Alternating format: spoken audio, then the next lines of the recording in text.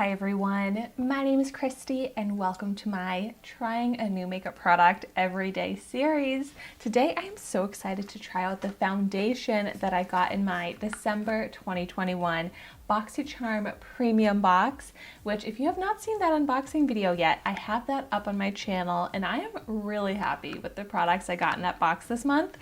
So this here is from the brand Bite Beauty, which is definitely a brand that I've been wanting to try out more products from, but it's expensive. This Changemaker Supercharged Micellar foundation retails for $44. So I'm really glad I get to try it out for such a good deal in my Boxycharm box. But so this does have a great shade range, but I remember when I was choosing this product on Boxycharm, they were already sold out, or they didn't have any left. I guess didn't really sell out, but they didn't have any left of the shades that I would have gone for. So I ended up with the shade L35, which I think is going to be a little too dark, potentially the wrong undertone for me, especially because I'm just at my absolute palest right now. I haven't been in the sun, I haven't been using sunless tanner. So this may be the type of foundation shade that I'll need to save for the summertime, but I'm excited about this. It's one of the Clean at Sephora products, and it says it's a long-wearing foundation fueled by nourishing, antioxidant-rich maqui berry for a lightweight, natural finish that feels good on the skin. You know, I didn't actually see what kind of coverage this is supposed to give. Is it full coverage? Oh, there it is, medium coverage, natural finish for normal, dry, combination, and oily skin. Sounds like all skin.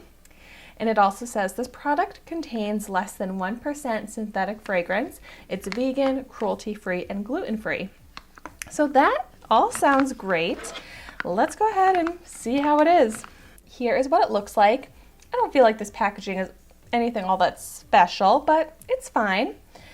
And when I try out foundations, sometimes you need to try them out with different application techniques.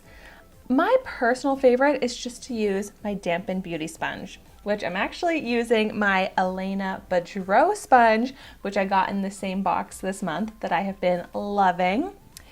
But sometimes foundations are better applied with your fingers than a sponge, so I'm going to try this out in a couple different methods, but ideally I want a foundation that applies well with a sponge. I find that to be the fastest, has a smooth finish, no finger marks, so we're going to try this out with the sponge, but I'll also try it out with my fingers just to see. But so it is clear packaging, and this is the color of the foundation. It is not going to match me, I know. Gosh, but I'm just going to try my best to not judge this foundation based off the shade. But so I'm just starting out with a little bit here, and I'm gonna, on this side of my face, try blending it out with my finger. I feel like it has a bit of a greasy feel to it, but also pretty moisturizing. It blends out a lot, like a little goes a long way as far as blending, but it's definitely looking like sheer coverage, which if that's what you want, you just like a little tint, that's good that you can achieve that with this because it really does just blend out easily. And I thought I picked up a tiny bit, but that is actually going to be enough to do a very light tinted moisturizer kind of effect with this product. And it's definitely too yellowy for me, definitely too dark, and I am not really enjoying this application technique of using my finger. I feel like I'm not getting much coverage. I'm getting like the fingerprint kind of streak marks in it, but once it's blended out, it really does look moisturizing on the skin.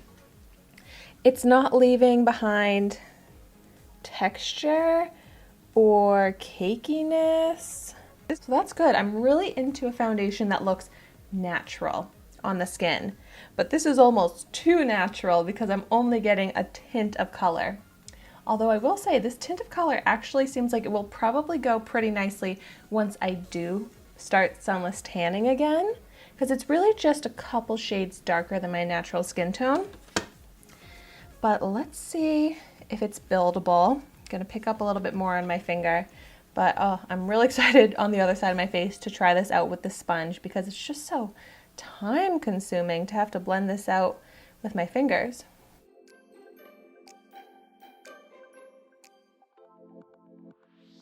It's taking a long time trying to build it up over the redness on my cheeks. Like, I love a light coverage, natural looking foundation over the parts of my face that I don't necessarily really need to cover up. Hard for me to say what exactly that would be. Maybe my forehead today. But I definitely like to cover up the redness on my cheeks, and yeah, I mean, I would say I'm able to get to that medium coverage, because without it, with it, the skin tone is evened out, but you can still see some redness peeking through. So overall, I would say this is a very natural, I mean, it's called a natural finish foundation, but a very natural foundation, from the texture to the coverage. And it really does feel and look lightweight. It looks like skin. So I'm happy with this. I wish I had gotten my perfect shade, because then it would just look even more natural. But it's actually pretty easy for me to look past the bad shade match and see that it really does look nice on the skin. And by the way, I'm not wearing any primer. I just did my regular skincare routine because I didn't want to have any sort of primer that would alter the finish of this or the texture of this. And I'm so happy with the finish and the texture. But now I'm going to go ahead and pick up the same amount, which is really not that much. And we're going to try blending this out with the sponge on the other side of my face here. Oh gosh, okay. So way less coverage with the sponge. In fact, that pretty much completely disappeared. But I did review this sponge already, and I didn't feel like it absorbed a ton of product, but in this example, it pretty much erased and absorbed all of the product. So I guess I understand why they say that you should apply this with your fingers, because that's how I was able to get medium coverage.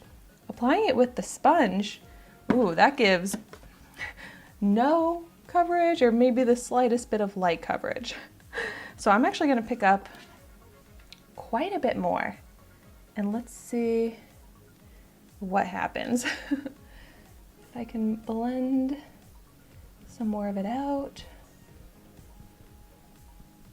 I mean, this would be a big waste of product for a $44 foundation. So I feel guilty even doing this right now. But if you really do apply a lot of product, it does look really nice blended out with the sponge. Like, the texture looks so smooth. So I want to go in a little bit more with it on my cheeks here and with the sponge, just to see how this looks, because I really do prefer to apply it like this, and it really is looking good on the skin, looking super moisturized, super smooth. Even though I have now applied a lot of it, it looks so lightweight and natural, but really, like, I can't get any more coverage over the redness on my cheeks than what I have achieved here. So now that I have applied like 3 or 4 times as much product on this side as I did here, they look pretty much even. So you're gonna be able to get the finished effect. I'm just gonna even go over and just smooth this over a little bit with the sponge, but You can get the same look with either technique, but it's just like, do you want to waste all this product? Probably not for $44. But both sides are really looking so smooth and natural and feel very comfortable. It feels just like my regular skin with skincare on it. So now on my forehead, maybe I'll go in with a foundation brush just to see if there's any difference or improvement in this technique. So it's going in with a little dollop more here. Going in with my Complex Culture angled foundation brush. And let's see.